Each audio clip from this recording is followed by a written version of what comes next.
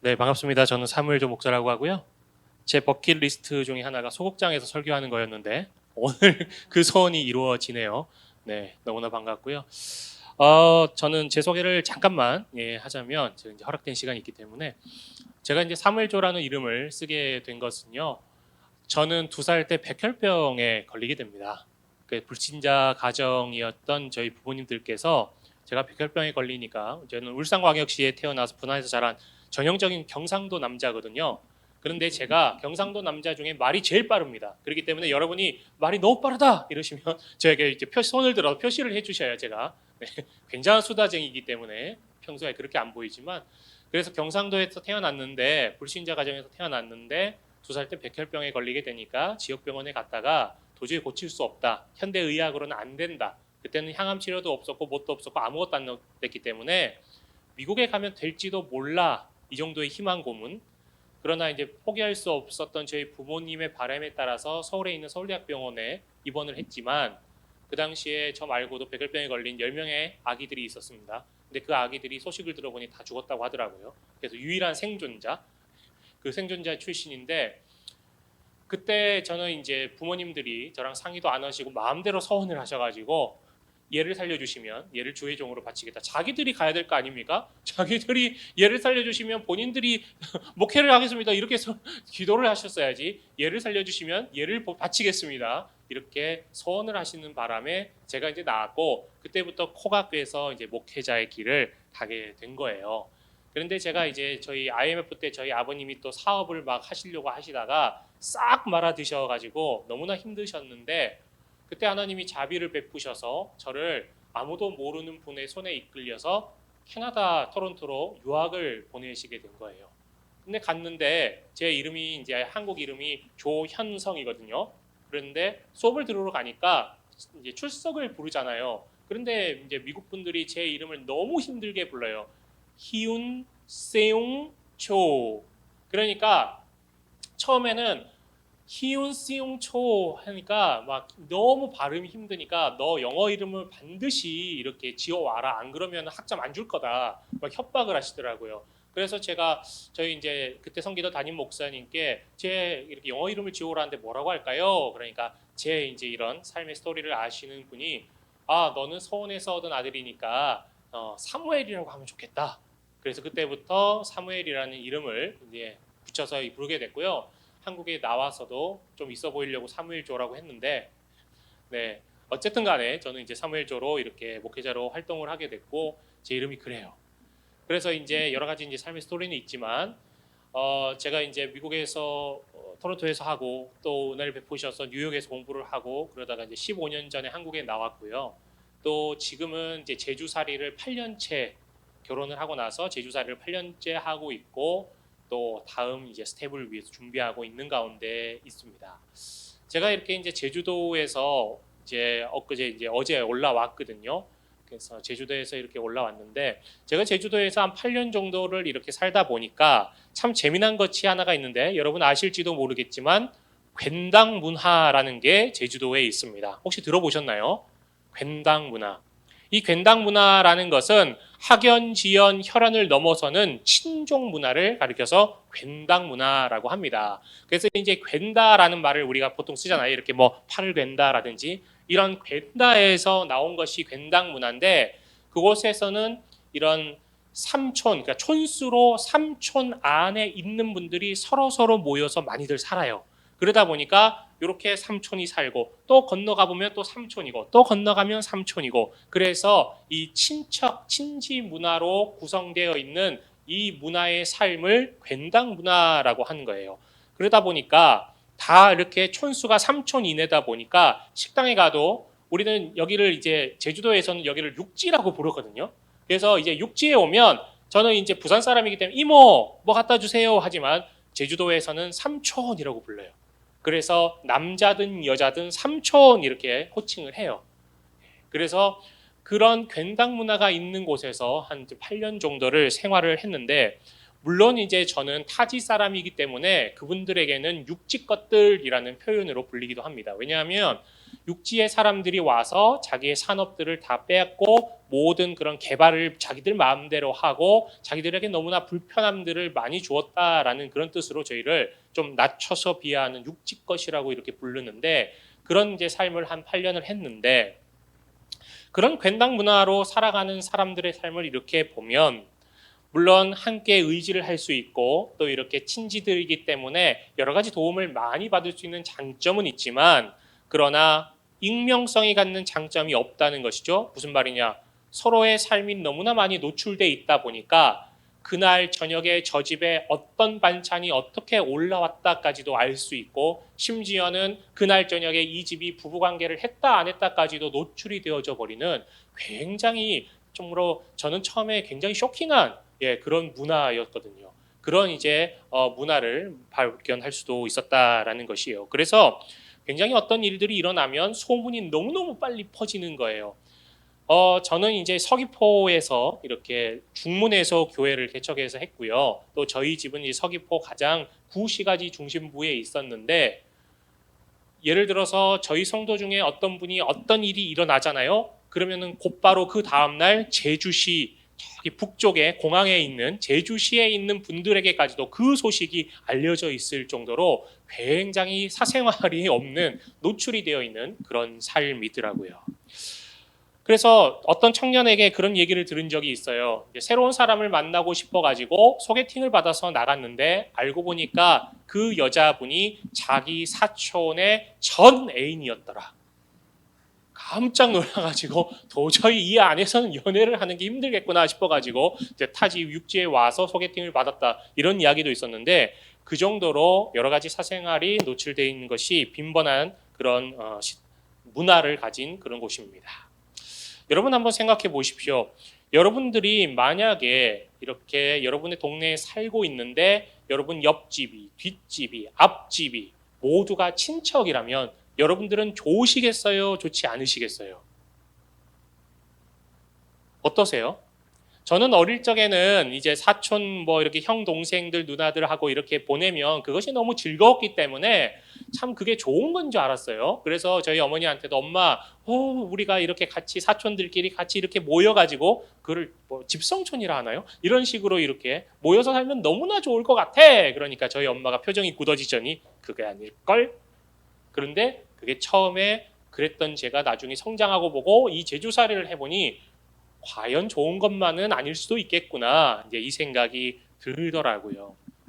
그래서 참 우리의 이웃이 어떤 이웃으로 이렇게 형성되어 있는가, 이것을 한번 우리가 이제 생각해 오늘 보려고 하는데, 구약에서 이웃이라고 흔히 번역되는 히브리어 레아는 가까이 하다, 어울리다 이런 뜻인 리아에서 파생됐다고 해요. 그래서 이웃이라고 한다면 정리해 보면 이웃은 가까이에서 서로 이렇게 의지가 되는 사람들, 그것이 바로 이웃입니다. 그렇다면 우리 다시 한번 생각해 볼게요. 여러분들은 여러분의 이웃에게 의지하고 의지를 이렇게 받으며 살아가고 계신가요? 참 힘든 그런 시대예요, 그죠? 그렇게 내 이웃에 누가 사는지도 사실은 잘 모르는. 네. 자, 일단 그러면 우리가 여기서부터 오늘 본문 말씀에 나오는 이웃을 사랑하라라는 것에 대해서 여러 가지로 어려움을 느끼게 되는데, 우리는 지금 이제 5차 산업혁명 시대를 살아가야 되는 그러한 사람들이며 우리 자녀들에게 그런 삶을 살도록 교육을 시키고 물려줘야 되는 그런 이제 막중한 사명이 있는 저희들입니다. 그랬을 때 우리가 거기에 걸맞는 삶을 살아가며 또 전도도 해야 되고 또 사람들을 사귀어야 되는데, 그렇다면은 우리가 한 가지 전제 조건을 잘 수행을 해야 합니다. 그것이 뭐냐 하면 바로 이웃에 대한 개념을 넓혀야 합니다. 옛날에는 그냥 저도 이제 좀 옛날 사람으로 이제 분류가 되더라고요. 저는 MZ 세대라고 강력하게 믿고 있거든요. 근데 저는 이제 옛날 오렌지족 X 세대라고 저를 사람들이 자꾸만 부르고 MZ 세대들이 절대로 저를 그 공간에 안 넣어주는데, 저 같은 옛날 사람에게는 이웃이라는 개념을 딱 들이밀면 일단 옆집 사는 사람이에요. 그리고 저는 어렸을 때부터 이제 교회를 생활을 했기 때문에 교회 안에서 이제 만나는 성도님들이나 형, 동생, 누나, 오빠들, 예, 그런 분들이 저의 이웃일 것입니다. 그런데 오늘날에는 이 이웃의 개념은 SNS, 그죠? SNS에서 팔로우하고 서로가 친구가 되고 또 블로그 친구가 되고 또 게임 세상에서 서로가 친구가 돼서 이웃이 되고 이러한 세상에 우리는 살고 있다는 것입니다. 또 얼마 전까지는 이 메타버스라는 그죠? 사이버 공간 안에서 교회를 이렇게 개척을 하고 또 성도들을 모아서 그 안에서 목회를 할 것이다라는 분도 생기기도 했다라는 것이죠. 이처럼 이웃에 대한 개념이 이제 점점 바뀌어가고 있다라는 사실입니다. 그리고 우리가 또 매일매일 어쩌면 보시는 그 유튜브 채널에 구독, 좋아요, 알림 설정을 통해서 이웃을 맺어간다라는 것입니다. 그렇다면 우리가 그 안에서 특별히 이 시대를 살아가는 젊은 영혼들은 어떻게 이웃 사랑을 실천해야 할까요? 여러분 그런 생각 혹시 해보신 적 있어요? 우리는 이제 뭐 누구누구 권사님 제가 김치를 담았는데요 갖다 주면서 이렇게 사랑도 전하고 제주도에 저는 또 살다 보니까 이렇게 뭐 마음 샌드도 사왔는데요 제가 사오려고 했는데요 진짜 거짓말 아니고 제가 여러분들을 위해서 마음 샌드를 사려고 했는데 이미 동이 나버려가지고 제가 도저히 구할 수가 없었습니다. 네, 진짜입니다. 네, 다음번에 제가 꼭 보내드릴게요. 그런데 우리는 그렇게 이제 실제로 찾아가서 대면으로 뭔가를 준다거나 이렇게 한다면 요즘 아이들은 어떻게 해야 될까요? 뭐 게임 머니를 충전을 해줘야 될까요? 아니면 나에게 좋은 그런 게임 아이템을 하나 대여를 해줘야 될까요? 여러분들은 어떻게 생각하십니까? 그 이웃사랑을 어떻게 실천할 수 있느냐라는 것입니다. 그리고 한번 우리가 이런 것도 생각을 해보아야 됩니다.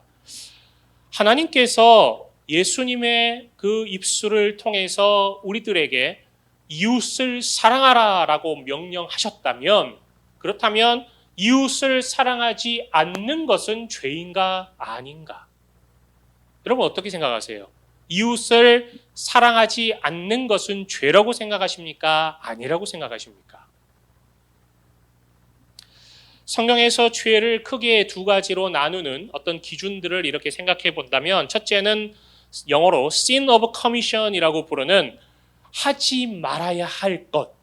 이것을 어겼을 때 죄라는 거예요. 우리가 흔히 말할 때 이거 하지 마, 뭐 살인하지 말라, 간음하지 말라, 도둑질하지 말라 이런 것이 있잖아요. 이것을 우리가 하지 않아야 될 것을 어겼을 때 보통 죄라고 생각한다라는 것이에요. 이것을 sin of commission이라고 이제 영어로 부릅니다. 그리고 또 한 가지의 기준이 있는데 영어로 sin of omission이라는 거예요. sin of omission. 이것은 뭐냐 하면 사랑하라, 교제하라, 함께 지어져 가라 이렇게 하라라고 했을 때 그것을 하지 않았을 때 범하는 죄. 근데 우리는 보통의 죄라고 한다면 하지 마, 하지 마, 하지 마라고 말았는데 그것을 내가 어겼을 때 이것이 죄구나라고 느끼지 하라고 했는데 안 하면 그것에 대해선 죄라고 잘 못 느낀다라는 거예요. 많은 경우에 사람들이 이것에 대해서 상당히 사실은 혼란스러워하기도 하고 또 그냥 넘어가기도 한다라는 것인데 오늘 이 이웃을 사랑하지 않는 것은 하나님께서 명령하신 것이기 때문에 하지 않으면 죄가 된다라는 사실이에요. 그렇잖아요. 우리가 죄라는 것은 하나님의 말씀을 지키지 않는 것, 하나님의 명령을 지키지 않는 것이 죄잖아요. 그런데 이것을 이웃사랑 안 했다고 죄인가? 이것에 대해서 우리는 생각해 보지 않는다라는 사실입니다.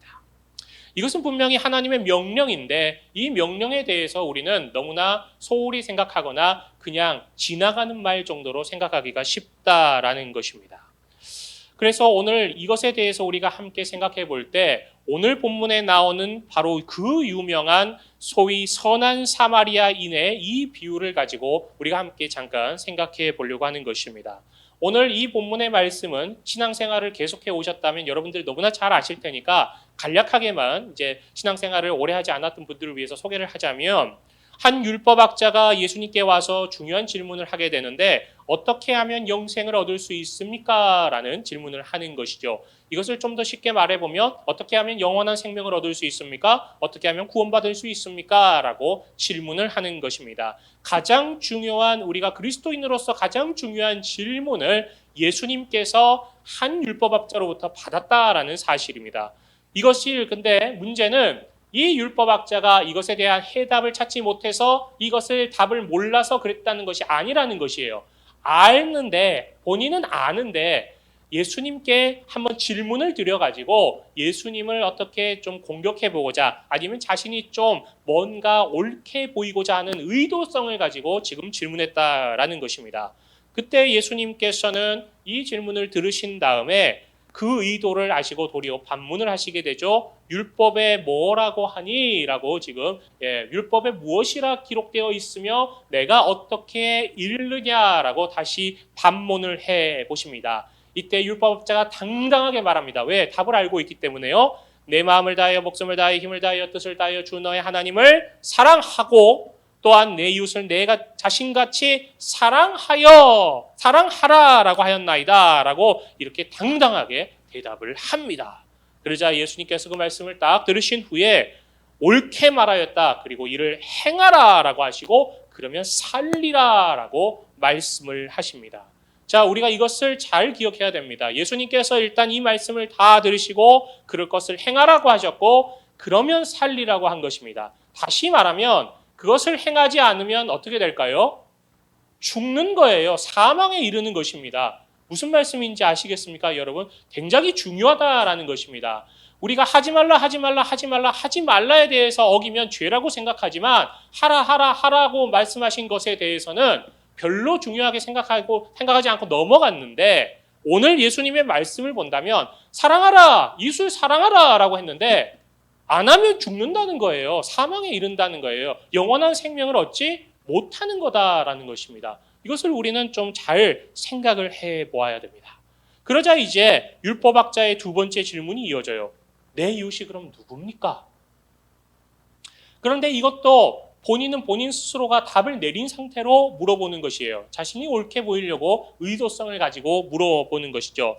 그러자 예수님께서는 이 질문에 대해서 비유로 말씀하시는데 그것이 바로 오늘 선한 사마리아인의 비유라고 불리는 바로 이 비유입니다. 우리가 이 내용을 잘 알잖아요. 어떤 사람이 예루살렘에서 여리고로 내려가지요. 예루살렘은 높은 지대에 있기 때문에 내려간다라는 이제 표현을 쓰는데 여리고로 내려가다가 강도를 만나게 됩니다. 그런데 그러면은 왜 이 길로 그렇게 갔어야만 했는가? 그때 당시에 바로 이렇게 지름길 같이 빠르게 갈 수 있는 길이 있었습니다. 그 길은 사마리아라는 동네를 통해서 가야 하는데 그 당시에 유대인들은 이 사마리아인들과 함께하는 것을 원치 않았잖아요. 굉장히 더러운 피라고 여기고 또 신앙을 배반했다라고 여기고 그 당시에 계층으로 이렇게 이제 한번 살펴본다면 그들을 거의 죄인 취급하는 죄인 계층에 놓고 그렇게 대하는 그러한 이제 문화적인 이제 배경들이 있었다라는 것이죠. 종교적인 배경이. 그렇기 때문에 길을 돌아간다는 것입니다. 그런데 그 길을 이제 계속해서 돌아간다 보니까 그 길을 이용하는 사람들이 유대인들이 많았는데 그 소문을 들은 그런 강도들이 거기에서 숨어 있다가 많은 습격을 받기도 했다라는 사실입니다. 그런데 오늘 이제 한 사람이 또 그 길을 가게 됐는데 그 길에서 강도를 만나게 됐고 결국 강도는 그 사람의 옷까지 벗기면서 약탈을 했고 이 사람은 거의 죽은 상태로 버리고 가게 되죠. 그러자 우리가 잘 알듯이 한 제사장이 지나가게 되다가 그 사람을 보고 그냥 가버립니다. 이제 한 레위인도 지나가다가 그 사람을 보고 그냥 지나가게 됩니다. 그런데 마지막에 등장하는 사마리아인이 그 사람을 보고 그냥 지나가지 않고 불쌍히 여겨 그를 돌봐준다라는 이 비유의 내용이죠. 그리고 예수님이 이 비유를 마치신 후에 율법학자에게 질문하십니다. 이 세 사람 중에 누가 강도 만난 자의 이웃이 되겠느냐? 그러자 예수님은 율법학자가 질문한 것과 전혀 다른 방향의 질문을 하시자 율법학자는 내 이웃이 누구입니까? 라고 질문을 했는데 예수님께서 오히려 다른 다른 방향성에 누가 강도 만난 자의 이웃이 되겠냐라고 물어보니까 적잖이 당황했을 것이에요.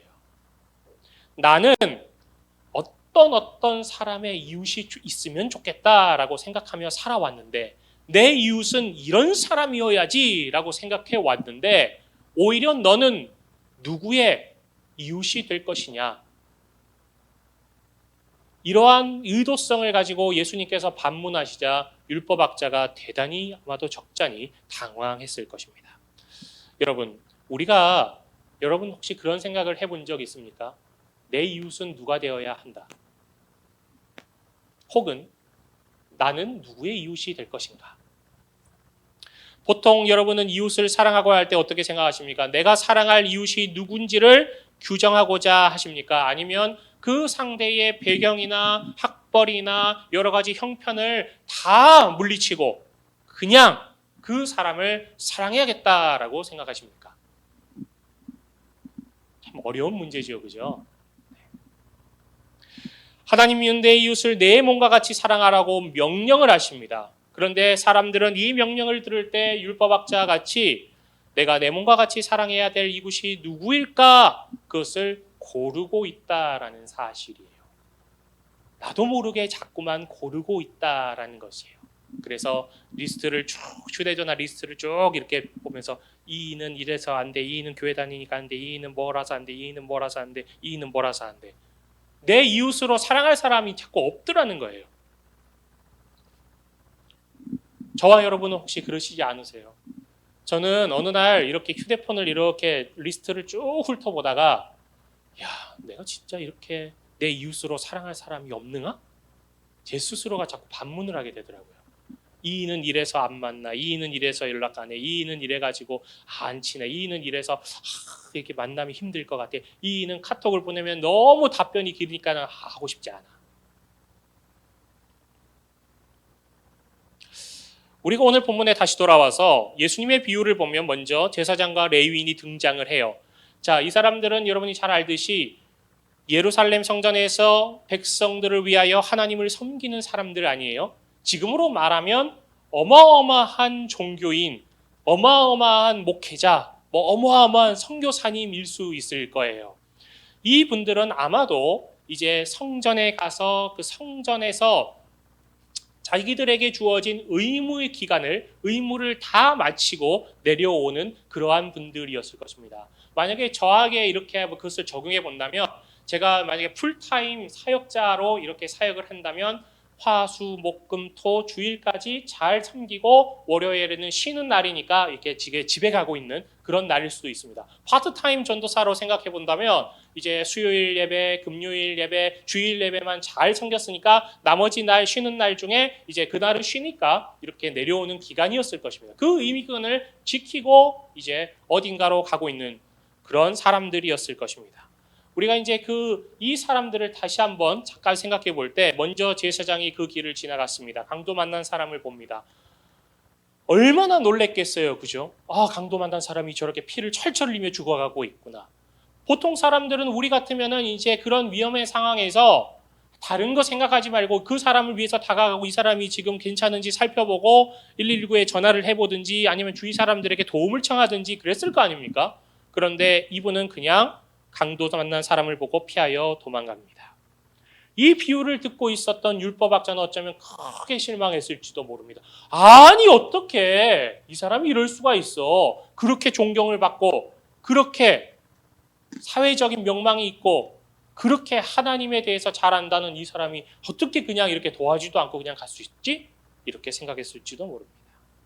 뒤이어 나온 레위인이 있습니다. 또 똑같이 합니다. 율법학자는 레위인은 뭔가 다르지 않을까? 이렇게 생각했을지도 모릅니다. 그런데 똑같이 행동하는 걸 보고 똑같이 실망했을 수도 있습니다.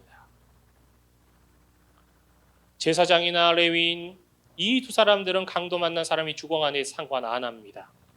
내 이웃을 내 몸과 같이 사랑하라는 하나님의 계명에 대해서 누구보다도 잘 아는 사람들 아니었겠어요? 하지만 그들은 이웃을 사랑하기에 앞서 자기에게 위험이 닥칠 것 같으니 그걸 본체 만체하고 그냥 도망갔습니다. 왜요? 이웃을 사랑하는 것보다 내 자신을 지켜야 하고 앞으로 내가 할 일이 더욱더 많고 크고 위대하고 놀랍기 때문에 내가 그걸 위해서 여기 희생할 수 없어. 이런 생각을 가지지는 혹시 않았을까요? 저도 솔직히 이 부분에서 찔림이 있더라고요. 이제 이 성경의 본문은 이제 여러 가지로 이제 예전부터 묵상을 해왔고 또 우리 목사님께서 이제 설교를 부탁을 하셨을 때 이 본문을 이제 선택을 하면서 다시 한번 저를 돌아볼 때 왜 찔림이 있었냐 하면 나는 과연 거기서 멈춰서 도와줄 수 있었을까? 어떤 사람이 이렇게 주일 아침에 이제 설교하러 제가 만약에 이제 교회를 오는 길이라고 생각해 보면 이제 빨리 이제 그 시간에 맞춰 가지고 교회를 가야 되는데 그 중간에 교통사고가 나서 피를 철철 흘리면서 죽어가고 있는 사람이 있다고 생각해 봐요. 교회에 지금 빨리 지금 10분 안에 도착을 저는 해야 되는 건데 그 사람을 이렇게 바라볼 때 나는 과연 그 사람을 도와주고 갈 것인가? 아니면 설교하고 예배를 인도해야 되기 때문에 어쩔 수 없다라고 그냥 갈 것인가? 결정을 못 하겠더라고요, 저는요. 결정을 못 하겠더라고요. 그 모습을 보면서 야, 내가 지금 뭘 위해서 사역을 하는 걸까? 그냥 목회를 위해서 사역을 하는 걸까? 사람을 살리기 위해서 사역을 하는 걸까? 저에게도 그런 찔림이 있더라고요. 저뿐만 아니라 여기 계신 우리 모두에게도 이런 일이 생길 수가 있잖아요. 그죠? 하지만 우리가 여기서 일단 먼저 잊지 말아야 할 것은 지금 이 시간 12시 30분부터 우리는 왜 이 자리에 앉아서 왜 여기서 무엇을 하고 있는가? 이것을 우리는 생각해 보아야 됩니다. 먼저 우리는 지금 예배를 드리기 위해서 이 자리에 나왔어요. 그죠? 예배하고 있습니다. 그러면 왜 예배를 드리십니까? 다른 분들은 대답 안 할 수도 있으니까 제가 저희 사모에게 왜 예배를 드리세요? 주님의 영광을 위하여. 그죠? 왜 예배를 드리세요? 우리 목사님께 여쭤볼까요? 왜 예배를 드리세요? 존재의 목적이니까. 그죠? 또 왜 제가 이제 주일학교 설교를 할 때 니들은 왜 예배 드리러 왔니? 만화 안 보고 왜 놀러 안 가고 왜 왔니? 그러니까 어떤 애가 하나님 사랑해서요. 정답. 그죠? 하나님 사랑해서 왔대요. 그래요. 하나님 사랑해서 왔대요. 이 예배를 영어로 우리가 worship이라고 부르는데 이 worship이라는 단어는 worthy, 가치 있는 여기서 이제 어원이 온 거 아닙니까? 하나님은 예배 받으실 만한 그러한 내 존재의 전부이시며 너무나 놀라우신 전능자이시며 창조주이시며 우리 죄를 사해 주신 분이며 모든 이유를 갖다 붙여도 참 우리가 너무나 부족할 만큼 그분은 예배 받으시기에 합당하신 분이기 때문에 우리가 예배를 드리는 거 아니에요? 그런 가치가 있으시고 존귀하신 분이기 때문에 그 가치를 알기 때문에 우리가 찬양하고 예배하기 위해서 이 자리에 있는 것인데 그렇다면 이제 우리가 하나님을 사랑하고 서로 사랑하라라는 그 계명을 우리도 동일하게 받았다면 이제 예배를 통해서 하나님의 사랑에 관한 그 표현을 우리가 하고 있는 거예요. 그런데 우리가 예배를 드렸다고 해서 이웃을 사랑했나? 이거하고는 또 다른 문제예요. 그렇죠? 하나님을 사랑하기 때문에 예배를 드리는 것인데 이웃을 사랑하는 것은 우리가 그냥 와서 예배 드렸다고 끝나는 것이 아닙니다. 어떤 분들은 그렇게 생각해요. 예배 드렸고요. 이제 또 우리 성도들을 위해서 주방 봉사도 했고요. 화장실 청소도 했고요. 교사로도 성격구의 성가대로도 했고요. 뭐 이렇게 같이 코이노니아 친교 교제도 했고요. 그러면서 이웃 사랑했습니다. 그런데 그것은 우리가 하나님을 사랑했기 때문에 예배하는 모든 그 예배의 모든 과정들이지 우리가 그것을 가지고 이웃 사랑했다라고 말할 수는 없다는 것입니다.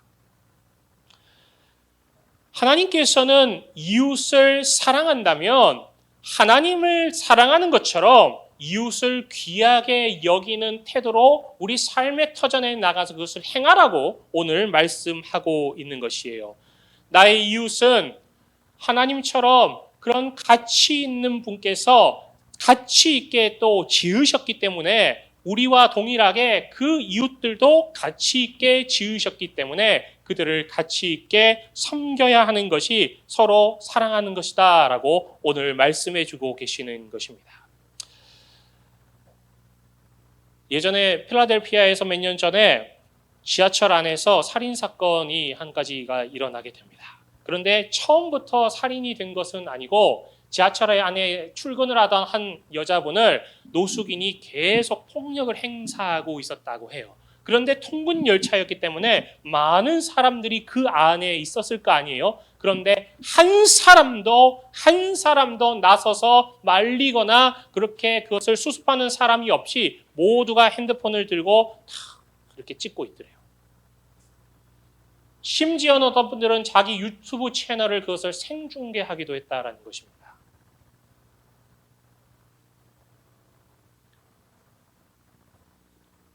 그 중에 크리스찬이 없었을까요? 그 여성분을 이웃이라고 생각했다면 도와줬을까요?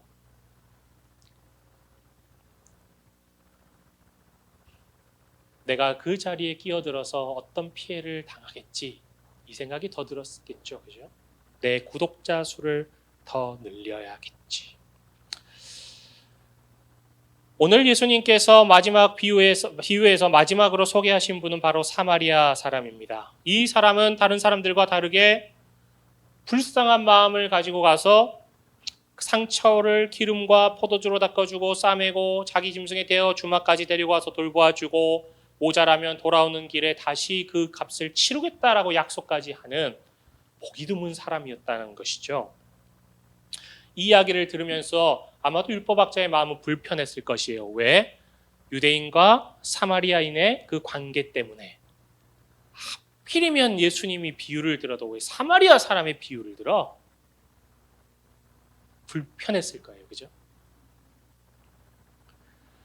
예수님께서 이 이야기를 마치시고 율법학자에게 이 세 사람 중 누가 강도 만난 사람의 이웃이냐라고 부를 때 율법학자가 이렇게 대답하죠. 자비를 베푼 자니이다. 저 같으면 그러겠어요. 사마리아 사람이요. 사마리아 사람. 근데 이 율법학자는 그렇게 말 안 해요. 그죠? 입에 담는 거 드시는 거예요. 입에 담는 것들. 자비를 베푼 사람이요. 여튼 오늘 본문의 예수님은 이 율법학자의 입을 통해 강도 만난 사람의 이웃이 긍휼과 자비를 베푼 사람이라는 것을 깨닫게 하십니다. 사랑하는 여러분, 우리는 자꾸만 어떤 이가 나의 이웃이 되어야 한다라고 생각을 많이 합니다. 그래서 그 이웃이 있는 곳으로 이사를 가기도 하고요. 그 이웃이 있는 곳으로 교회를 옮기기도 하고요.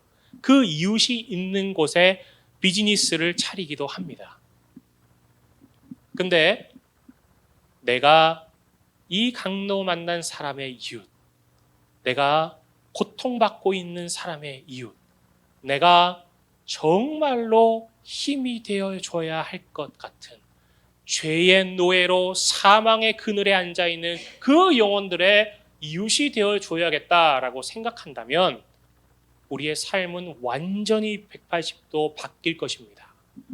이곳에 비즈니스를 차리려고 하다가 그곳으로 바뀔 것이며 내가 이곳으로 이사를 가려고 하다가 그곳으로 이사를 갈 것이며 완전히 달라진다는 문제인 것입니다. 오늘 하나님께서는 저와 여러분에게 우리 주님은 동일하게 강도 만난 자의 이웃이 되어주라고 말씀하십니다. 왜요? 우리가 죄의 노예로 사망의 그늘에 앉아있을 때 예수 그리스도께서 우리에게 와서 이웃이 되어 주셨잖아요. 우리에게 긍휼을 베푸셨잖아요. 자비를 베풀어 주셨잖아요. 은혜를 베풀어 주셨잖아요. 그래서 사망의 그늘에 그냥 앉아있게 하지 아니고 영원한 생명으로 옮겨주셨잖아요. 그래서 우리들에게도 똑같이 그들의 이웃이 되어 주어라 라고 이웃을 사랑하라 라고 명령하고 계시잖아요. 이것을 우리는 사명이라고 부릅니다. 자, 그럼 마지막 질문입니다. 사명을 지키지 않는 것은 죄일까요? 아닐까요?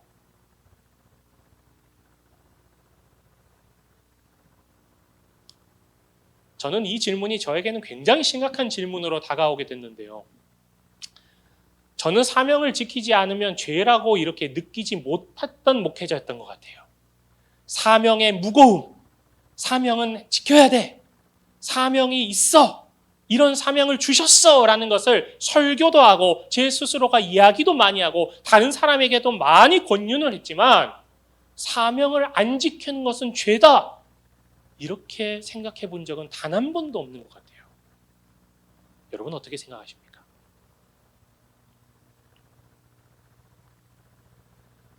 사랑하는 여러분, 이제 말씀을 정리를 하면서 오늘 예수님께서는 우리 모두에게 동일하게 너는 누구의 이웃이냐라고 물어보고 있습니다. 특별히 강도 만난 자의 이웃이냐라고 물어보고 있습니다. 여러분들은 그러십니까? 오늘 비유 속에 예수님은 강도 만난 사람이 어떤 배경에 있는 사람인지 전혀 말씀하지 않습니다. 이 사람이 어떤 인종인지, 돈이 많은지, 그 사람이 어떤 학벌인지, 어떤 배경인지 절대 말하고 있지 않습니다. 왜냐하면 그것에 상관없이 그가 어려움에 빠져 있다면 이웃이 되어줘야 한다라는 것을 말씀해 주시고 계시기 때문입니다. 세상 사람들은 내가 이웃이 누가 되어야 좋은지 구분하며 살아가고 그것에 많은 기준을 맞춰가지고 삶의 터전을 정하기도 하지만 우리 그리스도인들은 예수 그리스도의 말씀을 지키며 살아가야 되는 사람, 그 하나님의 명령을 지키며 살아가는 사람이기에 우리도 동일하게 이웃을 사랑하라는 사명을 지켜야 한다라는 사실이에요. 이것을 우리가 한번 생각을 해봐야 됩니다. 저는 굉장히 이 말씀을 준비하면서 부끄러웠습니다. 왜냐하면 초등학교 시절부터 저는 내 짝꿍은 누가 되어야 해? 나랑 도시락을 같이 까먹는 애들은 누가 되어야 된다고 규정하면서 살아왔기 때문입니다.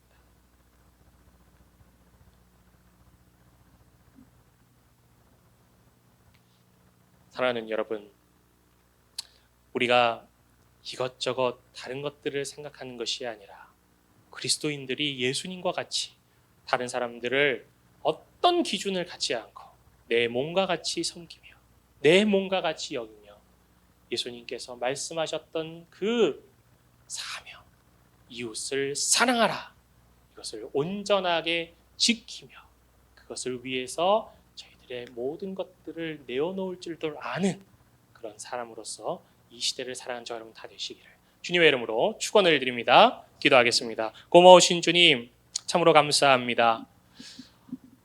나는 누구의 이웃인가? 누구의 이웃이 되어야 하는가?